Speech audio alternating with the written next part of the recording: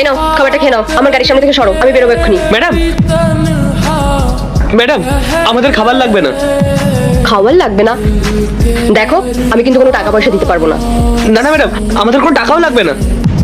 আচ্ছা, খাবারও লাগবে না, টাকাও লাগবে না, তাহলে কি লাগবে শুনি?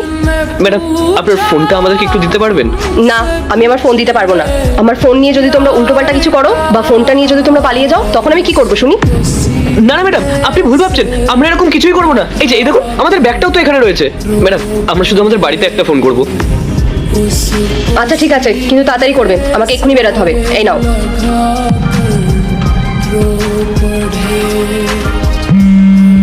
এটা কার নাম্বার? হ্যালো, হ্যাঁ দাদা, দাদা আমি রাহুল বলছি। তুই তুই কেন ফোন করেছিস আমাকে? বাড়ি থেকে বেরোনোর সময় তো অনেক বড় বড় কথা বলে বেরিয়েছিলি।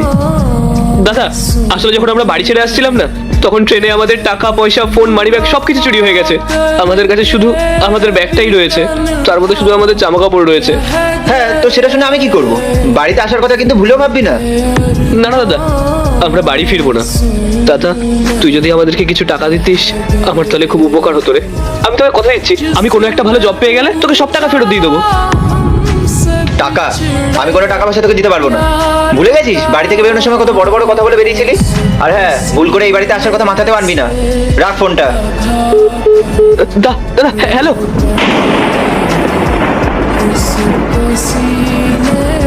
কেটে দিল ফোনটা।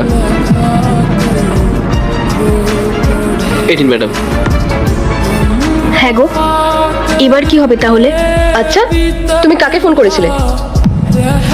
আসলে ম্যাডাম আমি আমার দাদাকে ফোন করেছিলাম। আচ্ছা, তোমাদেরকে তো আগে কখনো দেখিনি এখানে। কোথা থেকে এসছো তোমরা? কোথায় থাকো? ম্যাডাম আমরা সোনাঝুরি গ্রাম থেকে এসেছি এখানে জবের জন্য। হ্যাঁ ম্যাডাম, ও ঠিকই বলেছে। আসলে ম্যাডাম আমার দাদা না আমাকে খুব ভালোবাসতো, আর ও যেদিন থেকে বিয়ে করলো না, আমার বৌদিকে আমাদের পরিবারে আনলো, সেদিন থেকেই ও কেমন যেন হয়ে গেল। আর ওরা দুজন মিলে না আমাদের সঙ্গে খুব খারাপ ব্যবহার করা শুরু করলো। আর আমরা যখন বাড়ি থেকে বেরোচ্ছিলাম, আমরা জোর গলায় বলে এসেছিলাম যে আমরা ওই বাড়িতে কোনোদিনও ফিরে যাব না।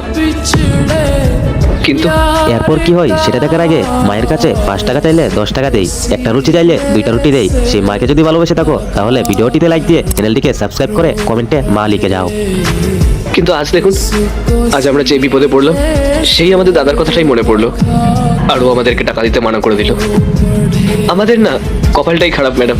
আমরা বাড়ি ছেড়ে চলে আসার পর যে আমাদেরকে কাজ দেওয়ার জন্য এখানে ডাকলো, আজ সেও আমাদের ফোন তুলছে না।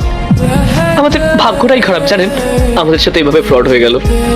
তুমি একটা কাজ করো, আমার ফোন থেকে ওনাকে একবার কল করে দেখো, হয়তো কোনো কারণে তখন ওনার ফোন বন্ধ ছিল।